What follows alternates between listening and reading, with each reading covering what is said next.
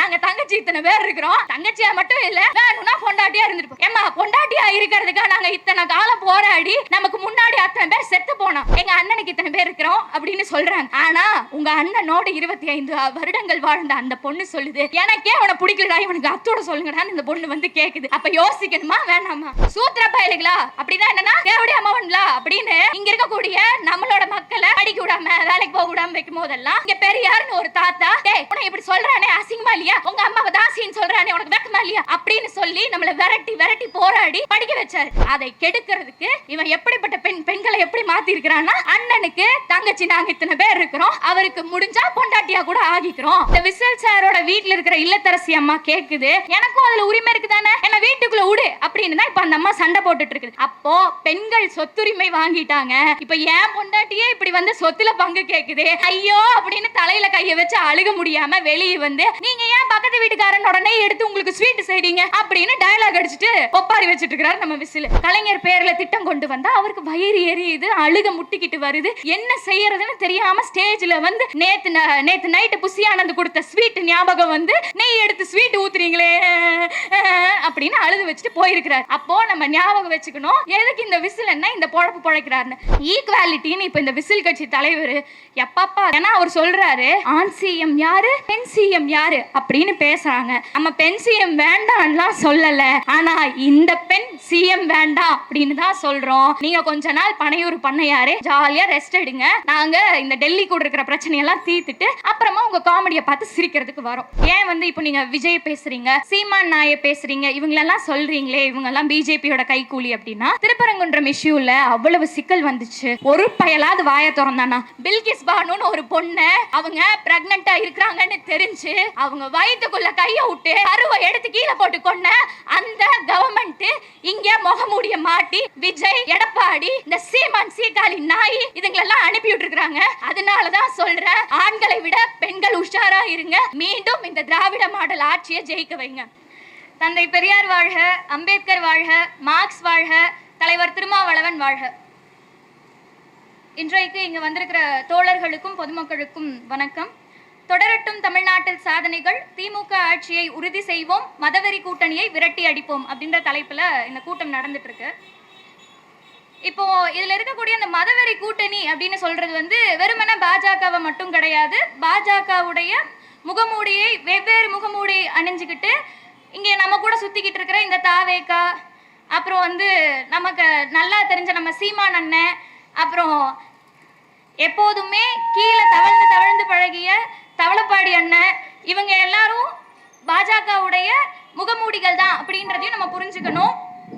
முத்தை தருபத்தி திருநகை அத்திக்கிரை சத்தி சரவண முத்திக்கொரு வித்து குருவரையன போதும் முக்கட்பரமற்குச்சுருதியின் முற்பட்டது கற்பித்திருவரும் 30 முவர்க்க தமரருமடி பேன. இப்படி தினம் காலையில 3 மணிக்கு தலை நிறைய தண்ணியை ஊத்திட்டு சாமி கும்பிடுற ஒரு வீட்டில இருந்து RSS உடைய அவங்களோட இருந்து 3 வயதுல இருந்து வளர்ந்த ஒரு பெண் அவர்களை எதிர்த்து நீங்க வேண்டாம், அவர்களை எதிர்த்து நீங்க வேண்டாம், எனக்கு கடவுள் மீது நம்பிக்கை இல்லை அப்படின்னு சொல்லி அங்கிருந்து விலகி வந்து தைரியமா இப்படி ஒரு பெரியாரிய மேடையில ஏறி நிக்கிறேன் அப்படின்னா அதற்கு காரணம் இந்த திராவிட மாடல் ஆட்சி அப்படின்னு தான் சொல்லணும். ஏன்னா இதே விஷயத்தை நான் செஞ்சிருந்தேன்னா நார்த் இந்தியால ஒன்றும் இல்லை, நமக்கு ஞாயிற்றுக்கிழமைனாவே மட்டன் கறி வச்சு சாப்பிடணும். அதுலேயும் இன்னும் சிலருக்கு என்ன மாதிரி சிலருக்கு 3 நாள், அதாவது வாரத்துல 3 நாள் மட்டன் பிரியாணி சாப்பிடலன்னா தூக்கமே வராது. அப்படி இருக்கக்கூடிய நம்ம ஊர்ல ஒரு வேளை இந்த விசில் கட்சி இருக்கிறாரு இல்லையா, இந்த விசில் கட்சி விஜயோ இல்ல நம்ம எடப்பாடியாரோ இல்ல இந்த சீமான் சீகாலி நாய் இருக்குது இல்லையா, இந்த நாய் இதுங்கெல்லாம் ஆட்சியில வந்து உட்கார்ந்துச்சுன்னா என்ன நிலைமை வரும்னா, நார்த் இந்தியால ஒரு பிளாக் கவர்ல வெறுமனே மட்டனை எடுத்துட்டு போனதுக்கு நீ எங்களுடைய தெய்வத்தை வெட்டி கூறு போட்டு எடுத்துட்டு போயிட்ட அப்படின்னு சொல்லி அந்த மனுஷங்களை அங்கேயே தெருவில் போட்டு அடிச்சு கொல்றானுங்க. இதை இந்த அரசு, அங்க இருக்கக்கூடிய பாஜக அரசு வந்து ஆதரிச்சிட்டு இருக்குது. அப்படிப்பட்ட நிலைமை இங்க வந்துடக்கூடாது அப்படின்னு சொல்றேன்னா, ஒருவேளை உங்களுக்கு தோணலாம், நீ கருப்பு சட்டை போட்டு நல்லா நீ பாட்டுக்கு ஜாலியா பேசுவ, இங்க எங்களுக்கு மதத்துக்கு பிரச்சனையேன்னா, அதனாலதான் நான் முன்னாடியே பாடினேன், முத்தை தரு வத்தி திருநகை அத்தை கிரை சத்தை சரவண முத்திக்கொரு வித்துக்கொரு என போதும் அப்படின்னு. ஏன்னா எங்க வீட்டுல தினம் தினம் எங்க அம்மா அந்த பாட்டை கேட்கறாங்க, பாட்டு பாடுறாங்க வீட்டுல. அப்படி இருக்கிற வீட்டுல வந்து நான் சொல்றேன், நீங்க இங்க இருக்கக்கூடிய இந்த திருப்பரங்குன்ற மலை இருக்குது இல்லையா, மலை, அந்த மலை மாதிரி இன்னும் அவன் ஒரு வெப்சைட்டே வச்சிருக்கிறான். இந்த கோயில் எல்லாம் நான் கலவரம் பண்ணுவேன், கலவரம் பண்ணி இந்த கோயில்ல எங்களுக்கு அப்படின்னு நம்ம வந்து மீட்கணும் அப்படின்னு வெப்சைட் வச்சு நடத்திட்டு இருக்கிறான். சரிப்பா, உனக்கு என்ன இதுதான் பிரச்சனையா, சாமி கும்பிடுறது, கோயிலுக்கு போறது, இந்த மாதிரி மட்டன் சாப்பிட்றதெல்லாம் ஒரு பிரச்சனையா அப்படின்னு உங்களுக்கு தோணும். உஷாரா இருங்க. இது குறிப்பா யார் உஷாரா இருக்கணும்னா பெண்கள் உஷாரா இருக்கணும். ஏன்னா பிஜேபி ஆளுகிற ஒரு மாநிலத்துல நியோக் பிரார்த்தனை ஒரு பிராக்டிஸ். அந்த காலம் இதெல்லாம் அந்த காலங்க, என்னங்க புரியாத மொழியில பேசுறீங்க அப்படின்னு நீங்க நினைக்கலாம். நியோக் பிரார்த்தனை என்னன்னா, புருஷன் செத்து போயிட்டான்னா புருஷனோட வீட்டில் இருக்கிற ஆண்களோடு உறவு வைத்து 11 முறை உறவு வைத்து பிள்ளை பெற்றுக்கணும் அப்படின்னு அவங்களுடைய மனு தர்மம் சொல்லுது. சரி, இதெல்லாம் இப்ப எங்க இதெல்லாம் பழக்கத்தில் இருக்குதா அப்படின்னு கேட்டா, இந்த வருடம், அதாவது இந்த வருடம்னா 2025 ஆகஸ்ட்ல செய்தித்தாளில் வந்த செய்தி இது. அங்க இருக்கக்கூடிய ஒரு பொண்ணு போலீஸ் ஸ்டேஷன்ல போய் சொல்றாங்க, ஐயா என் புருஷன் ஜாவல, ஆனா என் புருஷனால புள்ள கொடுக்க முடியலன்னு எங்க வீட்டில் இருக்கிற ஆண்களோடு உறவு கொண்டு என்னை பிள்ளை பத்துக்கோ அப்படின்னு வலுக்கட்டாயமா என்னை வந்து துன்புறுத்துறாங்க. ஒருவேளை நான் அப்படி செய்ய மாட்டேன்னு சொன்னா என்னோட வந்து பிரைவேட் போட்டோஸ் எல்லாத்தையும் லீக் பண்ணுவேன் என் சொந்த புருஷன் சொல்றான் அப்படின்னு சொல்றாங்க. ஏன் இதுக்கெல்லாம் என்ன காரணம் அப்படின்னா, நியோக் பிரார்த்தனை அவன் மதம் ஒரு விஷயத்தை சொல்லுது, அந்த மதம் சொல்ற கீழான விஷயம். இப்ப நமக்கு மதத்து மேல கோபம் கிடையாது, ஏன்னா எங்க வீட்டில் இருக்கிறாங்க. அப்படி நம்ம வீட்டில் நம்ம ஊரில் இங்கே தமிழ்நாட்டை பொறுத்த வரைக்கும் நமக்கு பக்தினா நம்ம இங்கே அப்படியே சாமியை கும்பிடுவோம். செவ்வாய்க்கிழமை ஆச்சுன்னா கந்த சஷ்டி கவசம் பாடிட்டு அன்னைக்கு சாயந்தரமே வீட்டில் ரொட்டியும் சால்னாவும் ஊற்றி சாப்பிடக்கூடிய ஆட்கள் நம்ம எல்லாரும். ஆனால் அங்கே இது மாதிரி கேவலமா நியோக்ராட்டா மாதிரி இன்னும் நிறைய கல்ச்சர்ஸ் ஃபாலோ பண்ணிட்டு இருக்கிறாங்க. அதையும் இங்க கொண்டு வந்து திணிப்பான். இது நம்மளோட கல்ச்சரான்னு கேட்டா இது கல்ச்சர் கிடையாது. அவன் என்ன பண்றான்னா, எப்போ ஒருத்தன் அவன் முப்பாட்டை எவனோ ஒருத்தன் மனுன்னு ஒரு தற்குறி, அந்த தற்குறி எழுதின புத்தகத்தை எடுத்துட்டு வந்து நம்ம கிட்ட இதை நீங்க எல்லாம் ஃபாலோ பண்ணுங்க அப்படின்னு சொல்றாங்க. அதனாலதான் சொல்றோம், மத்தவன் கூட தப்பிச்சிடுவான், குறிப்பா ஆண்கள் ஈஸியா தப்பிச்சிடுவாங்க. ஏதோ ஒன்று பண்ணி, ஏன் நம்ம எடப்பாடியார் எப்படி தப்பிக்கிறாரு, போய் உடனே கால் விழுந்து அப்பா சரணம் என்னை விட்டு சாமி, நீ என்ன சொல்றியோ உனக்கு பொம்மையா நான் இருந்துக்கிறேன்னு தப்பிச்சிடுறாரு.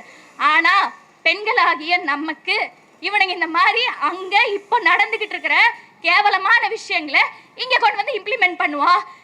சரி, போலீஸ் ஸ்டேஷன்ல போய் கம்ப்ளைண்ட் கொடுக்கலாம் அப்படின்னு நம்ம போகணும் அப்படின்னு நினைச்சாவே, இன்னைக்கு உங்களுக்கு தெரியும்னு நினைக்கிறேன், இன்னைக்கு இங்க ஒரு விசில் கட்சி தலைவர் ஒருத்தர் இருக்கிறாரு.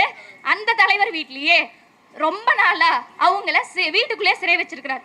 நமக்கு இப்படி ஒரு சுதந்திரமா இருக்கக்கூடிய இந்த திராவிட மாடல் ஆட்சியிலேயே ஆண்கள் நம்மளை இப்படி எல்லாம் பண்ண முடியும், அதுலயும் 1-2 இந்த மாதிரி வசதி படைத்த ஆண்கள் இப்படி எல்லாம் செய்ய முடியும்னா, ஒருவேளை பாஜக ஆட்சி வந்துருச்சு அப்படின்னா நம்ம பாஜகவோ இல்ல இந்த விஜயோ இல்ல இந்த சீமானாயோ எவனாவது ஒருத்த வந்துட்டானா நம்ம என்ன பண்ணுவோம், போலீஸ் ஸ்டேஷனுக்கு போலான்னு நினைச்சா அவன் சொல்லுவான், மனு சொல்கிறது மனைவியை அடிக்கிறது தப்பில்லைங்க, ஏன்னா இதை நான் சும்மாலாம் சொல்லல, வரலாற்று பூர்வமாக ஆதாரம் இருக்கிறது. கோர்ட்ல போய் என் கையை என் புருஷன் உடைச்சு போட்டான் அப்படின்னு போய் ஒரு பொண்ணு போய் நிற்கும் போது மனு சொல்லுது, அதனால உன் புருஷன் வந்து குற்றவாளி இல்லை போ அப்படின்னு அனுப்பி வச்ச வரலாறு இதே நாட்டுல நடந்திருக்குது. அப்போ அப்படிப்பட்ட கேவலமான ஆட்சியாளர்கள் நமக்கு தேவையா அப்படின்றத யோசிச்சு, அதனாலதான் சொல்றோம், பெரியார் வழியில நடக்கக்கூடிய இந்த திராவிட மாடல் ஆட்சி வேணும் அப்படின்றத. அதனாலதான் பெண்கள் தான் வந்து ரொம்ப கவனமா இருக்கணும். ஏன்னா சூத்திர பயலுகளா அப்படின்னா என்னன்னா தேவடைய அம்மாவன்களா அப்படின்னு இங்க இருக்கக்கூடிய நம்மளோட மக்களை படிக்க விடாம வேலைக்கு போக விடாம வைக்கும் போதெல்லாம் இங்க பெரியார்னு ஒரு தாத்தா நமக்காக தடியோட வந்து, டே உன்னை இப்படி சொல்றானே அசிங்கமா இல்லையா, உங்க அம்மாவை தாசின்னு சொல்றானே உனக்கு வெக்கமா இல்லையா அப்படின்னு சொல்லி நம்மளை விரட்டி போராடி படிக்க வச்சாரு. ஆனா இப்ப இவனுங்கெல்லாம் படிச்சாச்சு, நம்ம இப்பதான் கொஞ்சம் கொஞ்சமா படிச்சுட்டு இருக்கிறோம். இந்த நேரத்துல அவன் வந்தான் அப்படின்னா எடப்பாடியார் மாதிரி இந்த ஆண்கள் கூட தப்பிச்சுக்கலாம். ஆனா பெண்களுக்கு நடக்கக்கூடிய கொடூரங்கள்ல இருந்து தப்பிக்கிறது ரொம்ப கஷ்டம். பில்கிஸ் பானுன்னு ஒரு பொண்ணை அவங்க பிரெக்னெண்டா இருக்கிறாங்கன்னு தெரிஞ்சு அவங்க வயிற்றுக்குள்ள கையை விட்டு கருவை எடுத்து கீழே போட்டு கொண்ட அந்த கவர்மெண்ட் இங்க முகமூடிய மாட்டி விஜய், எடப்பாடி, இந்த சீமான், சீகாழி நாய் இதுங்களெல்லாம் அனுப்பி விட்டுருக்குறாங்க. அப்படி இருக்கிறப்போ நமக்கு அவர்கள் வேண்டாம் அப்படின்னு இந்த தேர்தலில் நாங்கள் சுயமரியாதைக்காரர்கள், சுயமரியாதைன்னா எங்க வீட்டுல சாமி கும்பிடுற தினமும் முத்தை தர பக்தி திருநகை பாடுற எங்க அம்மாவுக்கும் சுயமரியாதை இருக்குது. அதனாலதான் புருஷ செத்தாலும் பரவாயில்ல, நான் உழைச்சி என் பிள்ளைங்களை காப்பாத்துவேன் தனியா வந்து நின்னா. அப்படிப்பட்ட ஒரு சமூகத்தை பின்னோக்கி இழுத்து கூட்டிட்டு போயிடும். அதனாலதான் சொல்றேன், ஆண்களை விட பெண்கள் உஷாரா இருங்க. மீண்டும் இந்த திராவிட மாடல் ஆட்சியை ஜெயிக்க வைங்க. இப்போ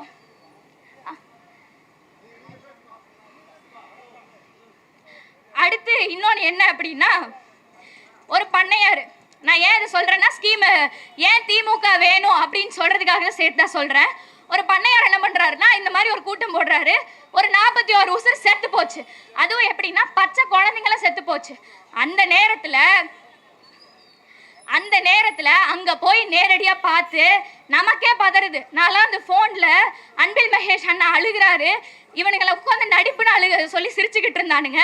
அப்போ போய் விசாரிக்கிறப்ப தான் தெரியுது, ஒரு பச்சை குழந்தை நெஞ்செலும்பு உடஞ்சி அது இதயத்தில் குத்தி அந்த குழந்தை துடிக்க துடிக்க செத்து போச்சு. அப்போ கூட அவன் வீட்டை விட்டு வெளியே வராமல், நான் வேறொரு இடத்துல ஒரு ஹால் அரேஞ்ச் பண்ணுறேன், அந்த ஹாலுக்கு நீங்கள் எல்லாரும் வந்து என்கிட்ட இரங்கல் வாங்கிக்கோங்கன்னு ஒரு பண்ணையார் சொன்னார். சரி, இப்போ பண்ணையார் இப்படி பண்ணாரு, அப்போ ஏன் நான் திமுக ஓட்டு போடணும் அப்படின்னு கேட்டா, திமுக அரசு என்ன செய்ததுன்னா, அறிஞர் அண்ணா சொன்னார் நமக்கு, மக்களிடம் செல், மக்களிடம் அவங்கள நேரா பார்த்து அவர்களை நேசி, அவர்களுக்கு தேவையானதை செய் அப்படின்னு அண்ணா சொன்னார். அண்ணா வழியில் உண்மையில் இன்றைக்கு நடக்கக்கூடியது நம்முடைய திராவிட மாடல் ஆட்சி தான். அதற்கு உதாரணம் தான், உங்களால படிக்க முடியலையா, உங்களால படிக்கிறதுக்கு உங்களுக்கு கஷ்டமா இருக்குதா, பொண்ணுங்களுக்கு உரிமை தொகை நாங்கள் வந்து வீட்லயே உங்க ஃபோன் வழியா நாங்கள் அனுப்பி வச்சிடுறோம். அடுத்து இந்த ரொம்ப முடியாதவங்க இருப்பாங்கல்ல, அந்த முதியவர்களுக்கு முதியவர் ஓய்வூதிய திட்டம் வந்து கொடுக்குறாங்க. அடுத்து உங்களுடன் ஸ்டாலின்னு ஒரு திட்டம் இருக்குது. அந்த திட்டம் எதுக்காக அப்படின்னா, இப்போ நம்ம நிறைய திட்டம் கொண்டு வரோம்ல, நேரடியாக மக்கள்கிட்ட போகுதா அப்படின்னு நமக்கு தெரியணும்ல, அதை செக் பண்ணுறதுக்காக இப்படி ஒரு திட்டம். அந்த திட்டம் ரொம்ப சிறப்பாக வந்துட்டு இருக்கு. ஏன் இதை நான் சொல்கிறேன்னா, அந்த உரிமை தொகையை வாங்குபவர்களும் என்னுடைய குடும்பத்தில் இருக்கிறார்கள். நான் பார்த்துக்கிட்டு தான் இருக்கிறேன், மாதம் மாதம் வாங்கிட்டு இருக்கிறாங்க. அக்கம் பக்கத்தில் விசாரித்த வரைக்கும் எல்லாருக்கும் வந்துட்டு தான் இருக்குது. அடுத்தது, இப்போ ரொம்ப சமீபத்தில் பார்த்துருப்பீங்க, போன ஒரு வாரத்தில் ஒரு கூட்டம் நடக்குது. பசங்க வந்து பைக்கில், காலேஜ் பசங்களுக்கு அவங்களுக்கு என்ன தெரியும், அரசியல் வந்து அவனுங்களுக்கு வந்து அவங்க அப்பா அம்மா பேசுகிறது எதுவுமே கேட்காம வண்டி எடுத்துட்டு காலேஜுக்கு போகிறேன்னு சொல்லிட்டு அந்த தலைவருக்கு முன்னாடி போகிறாங்க. கீழே விழுந்து அந்த 2 பேர் இப்போ சீரியஸாக இருக்கிறாங்க. இதையும் நான் ஏன் சொல்கிறேன்னா, ஏன் திமுக வேணும் அப்படின்ற திட்டத்தை சொல்கிறதுக்காக தான் சொல்கிறேன். அப்படி வண்டியில் அடிபட்டு அவர் இந்த மாதிரி 2 பேர் வந்து ரொம்ப சீரியஸான கண்டிஷனில் இருக்கிறாங்க. அது மட்டும் இல்லாமல் ஒவ்வொரு கூட்டத்துலையும் நம்ம பார்க்குறோம், நம்மளை சுயமரியாதையோட படிக்க போடா, உன்னை சூத்திர பயலேன்னு திட்டுறான்டா, படிச்சு தொலைடா, நீ படிச்சின்னா ஒரு வேளை படிக்கிறது பக்கத்தில் எவனோ பாப்பா வீட்டு பையன் படிக்கிறது காதில் கேட்டுருச்சுன்னா ஈயத்தை காய்ச்சி ஊத்துன்னு சொல்லியிருக்கிறான்டா, அதனால படிச்சு தொலைங்கடா தற்குறிகளான்னு அடிச்சு நம்மளை விரட்டி பெரியார் படிக்க வைத்தார். அதனால நம்ம எல்லாம் படித்தோம். ஆனால் இப்போ படிச்சுட்டு இருக்கிற இளைஞர்களுக்கு அந்த காலத்தில் நம்ம அனுபவிச்ச கஷ்டங்கள்லாம் தெரியாது இல்லையா? அப்போ என்ன பண்ணுறானுங்கன்னா, இவனுங்க இப்போ அந்த இதெல்லாம் இருக்குல்ல, கம்பி ஒயர் இப்போ போயிட்டு இருக்குதுன்னா இந்த ஒயர் மேலே ஏறி குதிக்கிறது, மரத்து மேலே ஏறி நிற்கின்னு ஆடுறது கோமாளியா ஆக்கி வச்சிருக்கிறான். ஆனா அதே மாதிரி இந்த சீமான் ஒரு சீக்காளி ஜந்துவ சொன்னேன்ல, இந்த சீமான் சீக்காளி நாய் என்ன செஞ்சுட்டு இருக்குதுன்னா, தம்பி படிக்காத தம்பி, அண்ணன் என்ன பண்ணுவோம் தெரியுமா, டெய்லி காலேஜுக்கு போவேன், காலேஜை கட்டடிச்சுட்டு வெளியே நல்லா வந்து 2 சொம்பு கல் நான் குடிப்பேன் அப்படின்னு ஒருத்தர் வெளியே வந்து பேசுவானா? வீட்டில் அப்பா தண்ணி அடிச்சாவே அம்மா சொல்லி வளர்க்கும் பிள்ளைய, எப்பா உங்க அப்பா சீரழிஞ்சு சீர்கட்டு போறான், இப்படி எல்லாம் போய் தொலைஞ்சிடாதுன்னு சொந்த புருஷனை எடுத்துக்காட்டா காமிச்சு இதெல்லாம் பண்ணி தொலையாதன்னு பாடம் எடுக்கும். ஆனா இவன் சமூகத்தை திருத்துறானம்மா, வந்துட்டு நான் வந்து கல்லு குடிப்பேன் அப்படின்னு. இப்ப இருக்கிற நம்ம வீட்டு பசங்களை, நீ ஏன்டா படிக்கிற, நீ வா, ஏன் அவன் அவ்வளோ தைரியமாக சொல்கிறான்னா, அவன் பையன் இன்டர்நேஷ்னல் ஸ்கூலில் படிக்கிறான். அதனால அவன் படித்து எப்படி வெளிநாட்டுக்கு போயிடுவான், அவனுக்கு தமிழ் கூட தெரியாதாம்மா. அப்படி தமிழ் கூட படிக்காமல் அவன் இன்டர்நேஷ்னல் ஸ்கூலில் படிச்சுக்கிட்டு இந்த சீமான் சீக்காளி நாயும் பிஜேபி கிட்ட இருந்து காசை வாங்கி பேக்கெட்டில் போட்டுக்கிட்டு அது சொகுசாக இருக்கு. நம்ம வீட்டு பிள்ளைங்க படிக்காமல் போய் இவங்கூட சேர்ந்து இவன் சொன்ன மாதிரி கல் குடிச்சு சாகணும் அப்படின்னு நினைக்கிறான். ஆனால் திமுக அரசு ஏன் வேணும் அப்படின்னு சொல்றோம்னா, இந்த திமுக அரசு சாதித்ததுல ரொம்ப முக்கியம் என்னன்னா இல்லம் தேடி கல்வி திட்டம். இதை பத்தி நம்ம பெரியவங்க அதிகமா தெரிஞ்சிருக்காது. நான் கல்லூரியில படிக்கும்போது நான் அந்த இல்லம் தேடி கல்வி திட்டத்துல கவர்மெண்ட் ஸ்கூல்ல போய் கிளாஸ் எடுத்திருக்கிறேன். அது அந்த திட்டத்தை எது கொண்டு வந்தாங்கன்னா, லாக்டவுன் டைம்ல நம்ம வீட்டில் இருக்கிற சின்ன சின்ன பிள்ளைங்க ஃபோனை பார்த்து படினா அதுக்கு படிக்கிறதுக்கு இன்ட்ரெஸ்ட் இருக்காது, ஏன்னா விளையாட்டு அப்படிதான் இருந்திருக்கும். அந்த நேரத்தில் அவங்க ஸ்கூலுக்கு வந்ததுமே எழுத்தெல்லாம் மறந்து போச்சு, நிறைய எழுத தெரியல. அதனால எண்ணும் எழுத்தும் அப்படின்னு ஒரு திட்டத்தை கொண்டு வந்து இல்லம் தேடி கல்வியில் அந்த பிள்ளைங்களை எல்லாத்தையும், நம்ம வீட்டு குழந்தைங்க எல்லாத்தையும் கல்வி நமக்கு ரொம்ப முக்கியம் கண்ணுன்னு படிக்க வச்சது இந்த திமுக அரசு.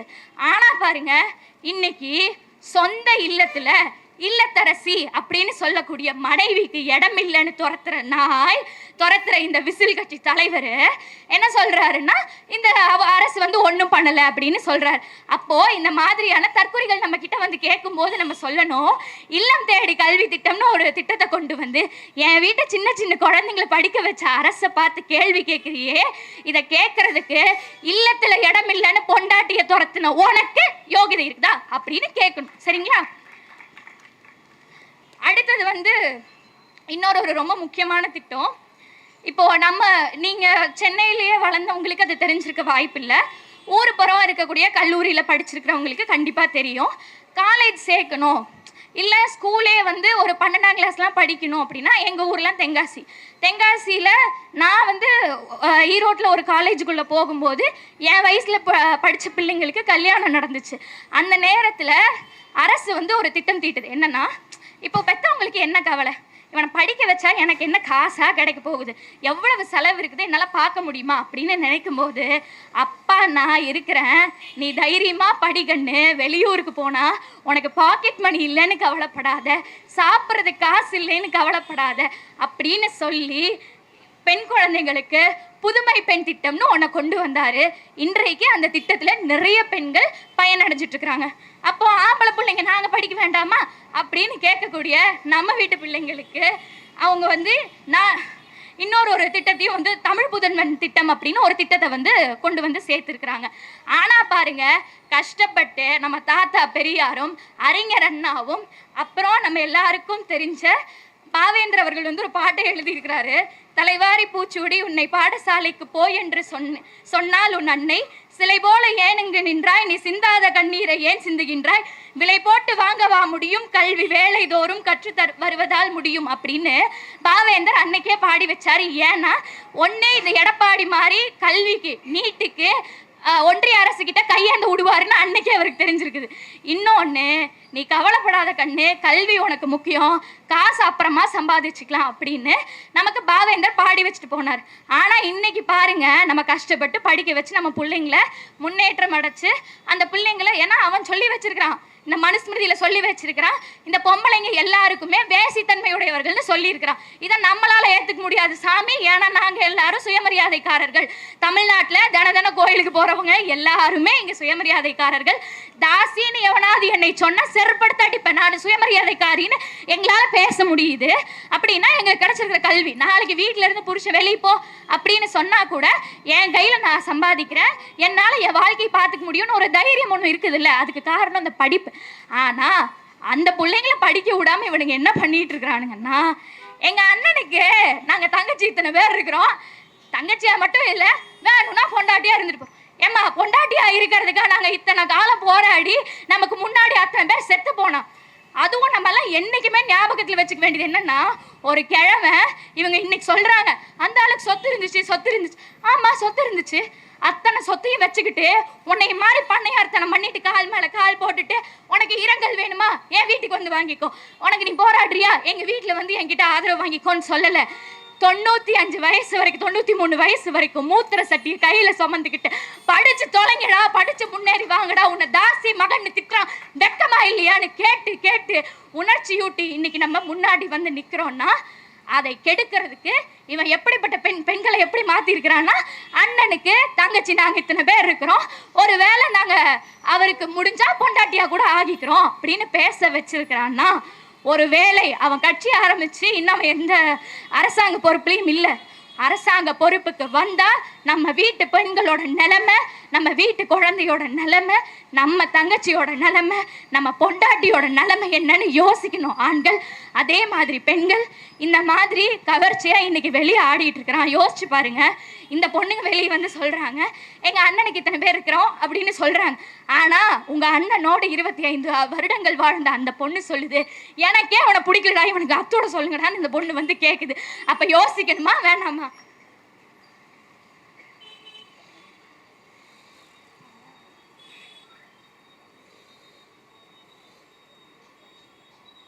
தேங்க்யூ. அடுத்தது எனக்கு நேற்று ரொம்ப சந்தோஷமா இருந்துச்சு, அதே நேரம் வருத்தமாகவும் இருந்தது. நாங்குநேரியில் ஒரு சம்பவம் நடந்துச்சு, நம்ம எல்லாருக்குமே தெரியும். நமக்கு ரொம்ப நெருக்கமான யாரை நம்ம எல்லாத்தையும் சேர்த்து தான் அவன் வந்து தாசிமவனே அப்படின்னு திட்டிட்டு போனான். ஆனால் நமக்குள்ளேயே இந்த பிஜேபிக்காரன் துட்டை கொடுத்து, நீ வெட்டு உனக்கு வரலாறு இது இருக்கு, அதனால நீ போய் வெட்டு, உனக்கு கேஸ் வந்தால் நான் பார்த்துக்கிறேன்னு நம்ம வீட்டு பசங்களையே நமக்கு எதிராக திருப்பி விட்றானுங்க. அப்போது சரி, இதுக்கு திமுக வந்தால் என்ன பண்ணும் அப்படின்னா, ஆணவ கொலைக்கு தனிச்சட்டம் அமைக்கிறதுக்கு ஒரு வேலை பார்த்துட்டு இருக்கிறாங்க. ஆனால் அது மட்டும் தீர்வான்னு கேட்டால், கொலை நடந்தால் தண்டனை வாங்கி கொடுப்பீங்க. ஆனால் ஒருத்தனுக்கு அந்த நினைப்பே வரக்கூடாது. சாதி அப்படின்றது நமக்கு அழுக்கு அப்படின்னு அவனுக்கு புரியணும்னா அவனுக்கு சரியான கல்வி கிடைக்கணும். இப்போ இதுக்கும் என்ன சம்மந்தம் அப்படின்னு கேட்டா, நேற்று வந்தாங்கல்ல யூபிஎஸ்சியில் 2வது இடம், அந்த அக்கா பேர் ராஜேஸ்வரி, வாடிப்பட்டி அப்படின்ற ஒரு கிராமத்துல இருந்து வந்திருக்கிறாங்க. இந்த வாடிப்பட்டி கிராமம் இதெல்லாம் பத்தி சொல்லும் போது மதுரைக்கு அங்கிட்டு தெக்க தான். ஸோ தெக்க அங்க இந்த மாதிரி ஆணவ கொலைகள் நடந்துகிட்டு இருக்கிற அதே வேளையில இந்த மாதிரி ஒரு பொண்ணு, அதுவும் கள்ளிப்பாலுக்கு ஃபேமஸ்ன்னு சொன்னாங்க இன்னைக்கு காலையில் அந்த ஊர் பேரை சொல்லும் போது. அப்படி கள்ளிப்பால் கொடுத்து கொன்றுகிட்டு இருந்த அதே குடும்பங்கள்ல இருந்து இன்னைக்கு பெண்கள் படிச்சு முன்னேறி வரும்போது, நாளைக்கு இப்போ நம்ம வீட்டில் ஆச்சி மாதிரிலாம் பேசுவாங்க, இல்லை அவன் வந்தான்னு வையன் நல்லா மீசையை முறுக்கிட்டு நெஞ்சு நிமித்திட்டு நட, அவன் ஏதாவது கேட்டானா அப்படியே ஒரு மாதிரி லந்து பண்ணானா எட்டிட்டு மீதி அருவாள் எடுத்துட்டு போய் வெட்டு அப்படின்னு சொல்லி கொடுக்குற ஆட்சிமாரெலாம் இன்னைக்கு இந்த அக்கா ஜெயிச்சு யூபிஎஸ்சியில் 2வது இடம் வாங்கினதுனால என்ன சொல்லுவாங்கன்னா, பாரு அந்த பிள்ளை படிச்சு இப்படி பதவி வாங்கி இருக்குது, நீ அவகிட்ட போய் கை கட்டி நிற்க போறியா, நம்ம வீட்டில் இருந்து 4 பேர் படிங்கலன்னு படிக்க அனுப்புவாங்களே தவிர ஆணவ கொலை செய்யுங்க, ஜாதியை பற்றி பேசுங்க, ஜாதி உணர்வோடு இருங்கன்னு அப்பத்தாக்கள் கூட அப்டேட் ஆகிடும் திராவிட மாடல் ஆட்சி இருந்துச்சுன்னா. அதை புரிஞ்சுக்கணும். இன்னொன்று, 18வது இடம் வந்தது ஒரு கோவையில் இருக்கக்கூடிய பெண். கோவை மாவட்டத்தை பற்றி நமக்கே தெரியும், வள்ளி கும்மி அடிச்சுக்கிட்டு ஜாதி சத்தியம் வாங்குவாங்க. இந்த சத்தியம் வாங்குறவனெல்லாம் தயவு செஞ்சு நம்பாதீங்க. 1ஆம் நம்பரு அவன் தான் அயோக்கியனா இருப்பான். ஒன்று இந்த வள்ளி கும்மி ஒரு சத்தியம், இன்னொரு சத்தியம் இப்போ விசில் அடிச்சுக்கிட்டு எப்படி ஹிட்லர் அங்கே இருக்கக்கூடிய மக்கள்கிட்ட சத்தியம் வாங்கினானோ அதே மாதிரி கையை நீட்டி சத்தியம் வாங்குற பொழப்பு. ஆனால் அப்படிப்பட்ட சமூகத்தில் இருந்து அக்கா படித்து 18வது இடம் வாங்கியிருக்கிறாங்க. நாளைக்கு அவங்க வீட்டில் இருக்கிற தங்கச்சி, நான் அவனை கல்யாணம் பண்ணிப்பேன், இவனை கல்யாணம் பண்ணுவேன், கல்யாண கனவுகளை காணாமல் எப்படி நான் அதிகாரியாவது, நான் எப்படி பதவிக்கு போகிறது, நான் எப்படி சரியா இந்த சமூகத்துக்கு ஏதாவது ஒரு பங்காற்றுறது அப்படின்னு தான் யோசிப்பாங்களே தவிர எங்க அண்ணனுக்கு பொண்டாட்டி ஆகட்டுமா அப்படின்னு கேட்க மாட்டாங்க. அப்படிப்பட்ட நிலை ஒழியணும் அப்படின்னா திராவிட மாடல் ஆட்சி மீண்டும் தொடரணும். அப்பதான் நம்ம வீட்டு பிள்ளைங்க படிச்சு இது மாதிரி பதவிகளுக்கு போவாங்க. ஆணவ கொலையும் இந்த சாதி வெறியும் ஒழியறதுக்கு இந்த மாதிரியான நான் முதல்வன் மாதிரியான திட்டங்கள் ரொம்ப அவசியம். அப்போ நான் முதல்வன் அப்படின்றது கல்வியை வென்றெடுக்கிறதுக்கு மட்டும் கிடையாது. நம்மளை மாதிரி கருப்பு சட்டை போட்டு சாதி வேணாம்டான்னு சொல்லிக்கிட்டே இருக்கிறோம்ல, அதை சாத்தியப்படுத்துறதுக்கும் இந்த நான் முதல்வன் திட்டம் ஒரு சின்ன இப்போதான் முதல் சாதனைக்கல்ல வச்சிருக்கிறாங்க. இன்னும் நம்ம வீட்டு பெண்களும் ஆண்களும் படிச்சு முன்னேறுவாங்க. அடுத்து இதை நான் சொல்லியே ஆகணும், எதை சொல்றதுன்னு தெரியல, ஏன்னா அவ்வளோ இருக்கு, அவ்வளோ சாதனைகள் இருக்கு. கலைஞர் அவர்களுக்கு வந்து சிலை வச்சாவோ இல்லை அவர் பேரில் திட்டத்தை அறிவிச்சாவோ, ஏன்பா இந்த சீமானுக்கு, விஜய்க்கு, எடப்பாடிக்கு இவனுங்களுக்கெல்லாம் இழவு விழுந்த மாதிரி இந்த அழுகிறானுங்களேன்னு ஒரு கேள்வி இருந்துச்சு. நான் விஷயத்த சொல்லிட்டு அதுக்கப்புறம் ஏன் விஜய் எழுதாருன்னு மட்டும் தனியாக சொல்கிறேன். ஏன் ஏன் ஏன் கலைஞர் அவர்களுக்கு செலவு வைக்கணும், ஏன் அவர் பேரில் திட்டங்கள் கொண்டு வரணும் அப்படின்னா, இந்தியாவிலேயே முதல் பரம்பரை சொத்து இருக்கு இல்லையா, சொத்து, அந்த சொத்து பெண்களுக்கும் கிடைக்கணும் அப்படின்னு சட்டம் இயற்றினவர் கலைஞர். அதனால அவர் பேரில் திட்டம் வைக்கிறது தப்பு கிடையாது, அவருக்கு செலவு வைக்கிறது தப்பு கிடையாது. ரெண்டாவது, ஏழை பெண்கள் பட்டப்படிப்பை முடிக்கும் வகையில் 1989 நாகம்மையார் நினைவு ஏழை மகளிர் இலவச பட்டப்படிப்பு திட்டத்தை நடைமுறைப்படுத்தினவரும் அவர் தான். அடுத்து பார்த்தீங்க அப்படின்னா, நம்ம இந்த விசில் சார் இருக்காருல்ல, விசில் சார், அவருக்கு ஏன் ஆக்சுவலாக அவருக்கு 2 கோவம். அவருக்கு ஒன்று என்னன்னா, இன்னைக்கு இந்த விசில் சாரோட வீட்டில் இருக்கிற இல்லத்தரசி அம்மா கேட்குது, எனக்கும் அதில் உரிமை இருக்குது தானே, என்னை வீட்டுக்குள்ளே விடு அப்படின்னு தான் இப்போ அந்த அம்மா சண்டை போட்டுட்டு இருக்குது. அப்போது பெண்கள் சொத்துரிமை வாங்கிட்டாங்க, இப்போ ஏன் பொண்டாட்டியே இப்படி சொத்தில் பங்கு கேட்குது, ஐயோ அப்படின்னு தலையில் கையை வச்சு அழுக முடியாமல் வெளியே நீங்கள் ஏன் பக்கத்து வீட்டுக்காரன் உடனே எடுத்து உங்களுக்கு ஸ்வீட்டு செய்றீங்க அப்படின்னு டயலாக் அடிச்சுட்டு ஒப்பாரி வச்சுட்டு இருக்கிறாரு நம்ம விசில். இன்னொன்று என்ன அப்படின்னா, திரைப்படங்களில் நீங்களே யோசிச்சு பாருங்க, இப்போ நம்ம ஒரு கூட்டம் போட்டிருக்கிறோம், இந்த கூட்டத்துக்கு யார் காவலுக்கு நிற்கிறாங்க, யாராவது சண்டைக்கு வந்தாங்கன்னா யார் காவல், நமக்கு இருக்கக்கூடிய அந்த காவல்துறை அதிகாரிகள். ஆனால் அந்த காவல்துறை அதிகாரியா நடிச்ச அவரு படத்தில் என்ன பண்றாருன்னா, கூட வேலை பார்க்குற ஒரு பொண்ணோட ஒரு சீனு, அதை நான் சொல்லவே தேவையில்லை, முதுகுக்கு பின்னாடி கையை வைக்கிற ஒரு வேலை, இதை ஒரு காவல் அதிகாரி செய்வான்னு ஒரு காட்சி எடுக்கிறாரு.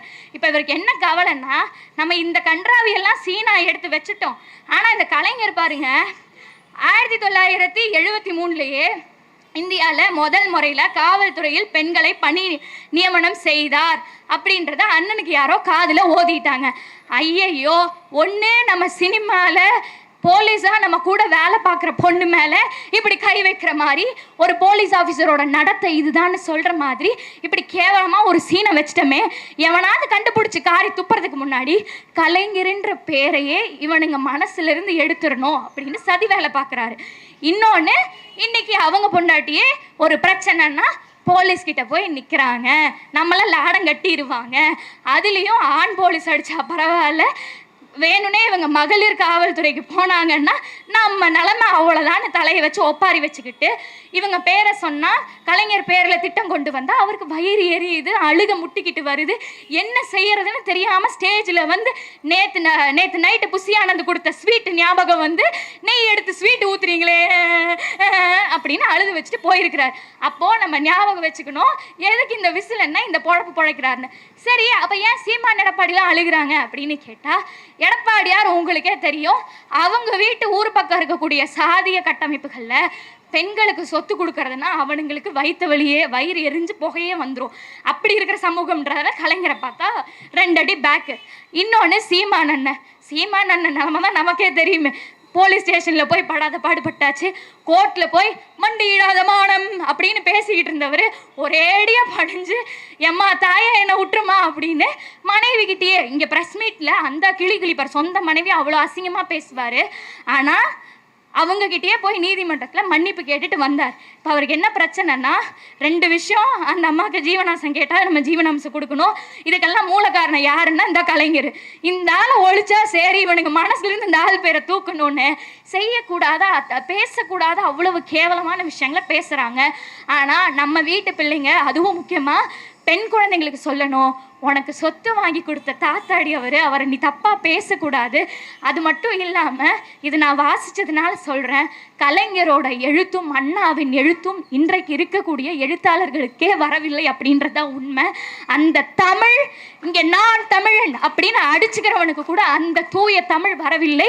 ஆனால் கலைஞரோட எழுத்தில் உங்களால் அதை பார்க்க முடியும்.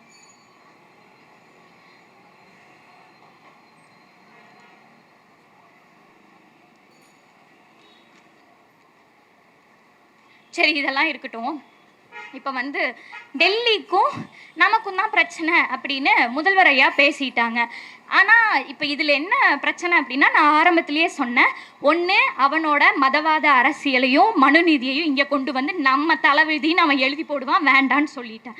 இன்னொன்று, எப்படிடா உங்கள் வீட்டு பிள்ளைங்கள்லாம் படித்து எதிர்த்து கேள்வி கேட்குது, சொத்து வாங்குது, பெருசாக அவங்க அதுவும் பாருங்கள், நம்ம வீட்டு பிள்ளைங்கள்லாம் நம்மளை பெருமைப்படுத்துகிற மாதிரி நம்ம முன்னாடி ஆங்கிலம் பேசுகிறதே பெரிய விஷயமா நடப்போம்.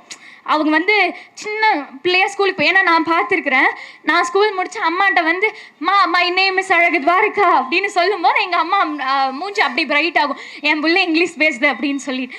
ஆனால் இன்னைக்கு நம்ம வீட்டு பிள்ளைங்க ஜாப்பனீஸ் பேசுது, ஜெர்மன் பேசுது, கொரியன் பேசுது, எல்லா மொழியும் பேசுது. அதுக்கு காரணம் ஸ்டாலின் ஐயா அவர்கள். அப்போ அவங்க கொண்டு வந்த இந்த திட்டம்லாம் பிரச்சனையாக அவன் என்ன சொல்கிறான்னா, நமக்கு வந்து நியூ எஜுகேஷன் பாலிசியை நீ ஏற்றுக்கோ அப்படின்றான். அந்த நியூ எஜுகேஷன் பாலிசி என்ன சொல்லுதுன்னா, நீ உங்கள் அப்பா வந்து பானை செஞ்சுட்டு இருந்தாருன்னா நீயும் வந்து பானை செய்யணும்.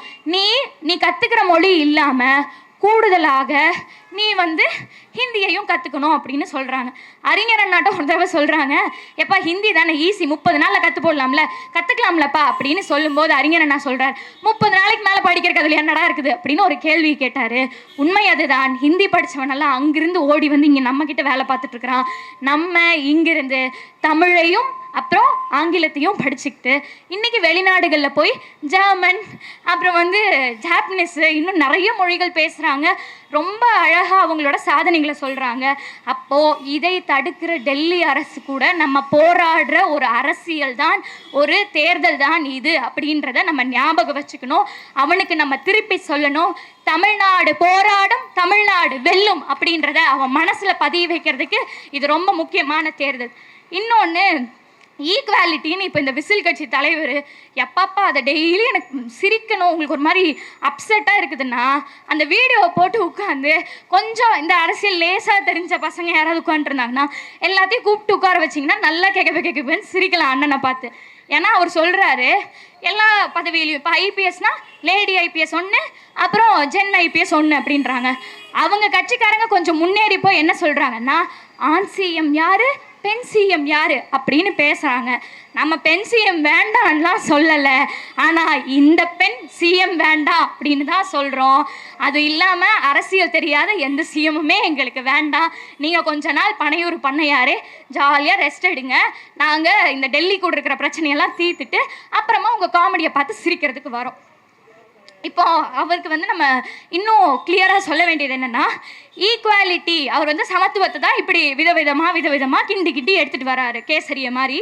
அப்போது நம்ம அவர்கிட்ட சொல்லணும், இங்கே ஈக்குவாலிட்டி ஆல்ரெடி இருக்குது, அதை கொண்டு வரதுக்கு இந்த அரசு உரிமை தொகை, விலையில்லா பஸ் பயணம், புதுமை பெண் திட்டம், தோழி விடுதி, கருப்பை வாய் புற்றுநோய், இது ரொம்ப முக்கியம். ஏன்னா நமக்கு நம்ம வீட்டு பொண்ணுங்களுக்கு நோய் வந்துடக்கூடாதுன்னு கூட இந்த அரசு ரொம்ப எச்சரிக்கையாக இந்த விஷயத்த பண்ணியிருக்கிறாங்க. அதுக்கு கண்டிப்பாக ஒருவேளை நீங்கள் விசில் கட்சியில் இருக்கக்கூடிய பெண்களாக இருந்தாலும் உங்கள் வீட்டில் இருக்கிற உங்கள் மகள், உங்கள் தங்கச்சியை நினச்சி அவங்களுக்கு கிடைக்கிற இந்த வாய்ப்பை நினைத்து சந்தோஷப்பட்டுக்கணும். அதற்காகவாது இந்த திராவிட தலைவனுக்கு நீங்கள் எல்லாருமே நன்றி சொல்லணும், சரிங்களா? அதை வந்து நீங்கள் வாக்கா சொன்னீங்கன்னா இன்னும் சிறப்பாக இருக்கும். அடுத்து இப்போது நம்ம வந்து இவங்கக்கிட்ட சொல்ல வேண்டியது என்ன, ஏன் வந்து இப்போ நீங்கள் விஜய் பேசுகிறீங்க, சீமான் நாயை பேசுகிறீங்க, இவங்களெல்லாம் சொல்கிறீங்களே இவங்கெல்லாம் பிஜேபியோட கைக்கூலி அப்படின்னா, திருப்பரங்குன்றம் இஷ்யூவில் அவ்வளவு சிக்கல் வந்துச்சு, ஒரு பயலாவது வாயை திறந்தானா, எம்பாட்ட முருகன் அப்படின்னு சொல்கிறவன் எங்கே போய் ஒளிஞ்சு போனானே எனக்கு தெரியல, இப்போ வரைக்கும் அதை பற்றி பேசலை. இன்னொருத்தன் இதை பற்றிலாம் கருத்து சொல்கிறது தேவையில்லை அப்படின்னு பேசிகிட்டு இருக்கிறான். நான் வந்து இறுதியாக ஒன்று சொல்லணும், அண்ணன் திட்டம் வகுக்கிறதுனா என்னன்னு எங்கள் திராவிட தலைவன்கிட்ட கேட்டு தெரிஞ்சுக்கோங்க. அடுத்த 5 வருஷத்துக்கு நமக்கான திட்டம், இந்த தேர்தலில் நம்ம வெற்றி பெறுவோம்ன்றது உறுதி. அப்படி வெற்றி பெற்றால் நம்ம கொண்டு வர போகிற திட்டங்கள் என்ன அப்படின்னு சொல்லியிருக்கிறாங்கன்னா, கலைஞர் கனவு இல்ல திட்டத்தில் 7 லட்சம் புதிய வீடுகள், நிகர சாகுபடி பரப்பளவு 50 லட்சம் ஏக்கரா உயர்த்தப்படும், 50 லட்சம் இளைஞர்களுக்கு வேலை வாய்ப்பு, உத்தமர் காந்தியடிகள் பெயரில் மாதிரி கிராமங்கள், உணவுப் பொருட்கள் உற்பத்தி 125 லட்சம் மெட்ரிக் டன்னாக உயர்த்தப்படும், சிறுபான்மையினர் அதிகம் வசிக்கும் கிராமங்களில் திறன் மேம்பாட்டு மையங்கள், கல்வி நிறுவனங்களில் ஏஐ ஆய்வகங்கள், தமிழ்நாடு முழுவதும் 1000 மாதிரி பள்ளிகள், அரசு மற்றும் உதவி பெறும் பள்ளிகளில் ஸ்மார்ட் வகுப்பறை, ஆதி திராவிடர் பழங்குடியினருக்கு வீட்டுமனை பட்டாக்கள், ஒவ்வொரு மாவட்டத்திலும் மனநல ஆலோசனை மையங்கள். ஏன்னா இந்த மாதிரி விசில் கட்சியெல்லாம் வீட்டில் இருக்கிற பொம்பளைவே இந்த பாடுபடுத்துறான், இவனெல்லாம் சமூகத்தில் நடக்கூட்டம்னா என்ன பாடுபடும், அதனால இப்படிலாம் பின்னாடி பிரச்சனை வரும்ன்றத முன்னாடியே தெரிஞ்சுக்கிட்டு இப்படிப்பட்ட திட்டங்களை வந்து அடுத்த 5 வருஷத்தில் அமல்படுத்த போகிறாங்க. இன்னொன்று, அடுத்த 5 ஆண்டில் 1,00,000 கோடி டாலர் பொருளாதார மாநிலமாக உருவாக்குவோம். நகர்ப்புறங்களுக்கு இணையாக கிராமப்புற வளர்ச்சி.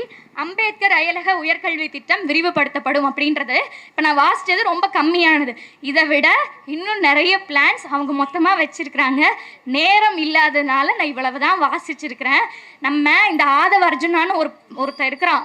அந்த அந்த பயலை பற்றி பேசி தான் ஆகணும். ஏன்னா இந்த அம்பேத்கர் அயலக உயர்கல்வி திட்டம் இருக்குதுல்ல, இது மூலியமாக படித்து வெளிநாட்டில் போய் வேலை பார்க்கணும் அப்படின்னு பணி செஞ்சிட்ருக்கிற நம்ம தலித் சகோதரர்களை இவன் என்ன சொல்கிறான்னா, இவங்கெல்லாம் வந்து யாராவது புதுசாக அரசியல் கட்சி ஆரம்பித்தா அவங்க ஓட்டெல்லாம் கொண்டு வந்து எங்களுக்கு போட்டுருவாங்க, ஏன்னா இவளுங்கெல்லாம் இவ்வளோதான் அறிவு அப்படின்னு வெக்கமே இல்லாமல் பேசிகிட்டு இருக்கிறான். அது மட்டும் இல்லாமல் மனு சொல்கிற மாதிரி உங்களுக்கெல்லாம் இதுதாண்டா வேலை அப்படின்ற தன்னுடைய பார்ப்பனிய தன்மையை அப்பப்போ இந்த ஆதவர்ஜுனாவோ இல்லை இந்த விசில் கட்சியோ இல்லை இந்த சீமான் நாயோ இல்லை இங்கே இருக்கக்கூடிய நம்ம தவளப்பாடியாரோ அப்பப்போ நிரூபிச்சிடுறாங்க. அதனால தான் சொல்கிறேன், திராவிட மாடல் தலைவர் இருக்கார் இல்லையா, அந்த திராவிட மாடல் ஆட்சியும் திராவிட தலைவரும் தான் இப்போ நமக்கு இருக்கிற ஒரே ஒரு அரண். அந்த பாதுகாப்பு அரணை நாம் பத்திரப்படுத்தணும், இந்த தேர்தலில் வெற்றி பெற வைக்கணும். அதை மட்டும் மனசில் நல்லா வச்சுக்கோங்க. இன்னொன்று, ஆங்கில நியூஸ் பேப்பர் படிக்கிற பழக்கம் இருந்தால் தெரிஞ்சிருக்கும் நம்ம எல்லாருக்கும். பொதுவாக ஆங்கில பேப்பர்லாம் நம்ம படிக்கவே மாட்டோம். ஒருவேளை அப்படி பார்த்தாலுமே ப்ரைவேட் ஸ்கூலெல்லாம் அட்வர்டைஸ்மெண்ட் கொடுப்பாங்க அந்த பேப்பரில் அந்த ஆங்கில நியூஸ் பேப்பரில் நம்ம வீட்டு பிள்ளைங்க, நம்ம வீட்டு குழந்தைங்க இத்தனை பேர்த்து ஃபோட்டோவை போட்டு இங்கே மொத்தம் இவ்வளவு பேர் தேர்வாக இருக்கிறாங்க, அதில் இத்தனை மாணவர்களும் இங்கே நம்ம தமிழ்நாடு நம்மளோட இந்த திராவிட தலைவன் கொண்டு வந்த நான் முதல்வன் திட்டத்தில் படித்ததுனால யூபிஎஸ்சி கிளியர் பண்ணி இப்படி நியூஸ் பேப்பரில் ஆடில் வந்திருக்கிறாங்க. இதுவரை ப்ரைவேட் ஸ்கூல்ஸ் மட்டுமே பண்ணிட்டு வந்த இந்த விஷயத்த கம்யூனிசம் நம்மளோட கொள்கையில் ஒன்று, எல்லாருக்கும் எல்லாமும், அந்த எல்லாருக்கும் எல்லாமும்ல இது ஒன்று, அதை இப்போ நிகழ்த்தி காட்டியிருக்கிறாங்க. இன்னும் கிடைக்க வேண்டிய அத்தனையும் நமக்கு கிடைக்க செய்வார்கள். அதற்கு நம்ம அவங்களுக்கு செய்ய வேண்டியது நம்மளோட ஓட்டை யோசித்து இந்த கோமாளிகளுக்கும் இந்த சீக்காளி சீமா நாய்க்கும் இவங்க அப்புறம் இந்த அடிமை எடப்பாடியாருக்கும் போடாமல் நம்மளோட திராவிட மாடல் தலைவருக்கு போடணும். ஏன்னா அந்த ஆட்சி வந்தாதான் நம்மளோட தலை நிமிர்ந்து நம்ம இந்த சுயமரியாதையோடு படித்து முன்னேற முடியும். தோழர்களுக்கு நன்றி. எப்போதும் அரசியல் புத்தகங்களை எனக்கு வாங்கி கொடுத்து எனக்கு பயிற்சி கொடுக்கின்ற தோழர் மைனர் அவர்களுக்கும் தோழர் பாட்டர் அவர்களுக்கும் நன்றி.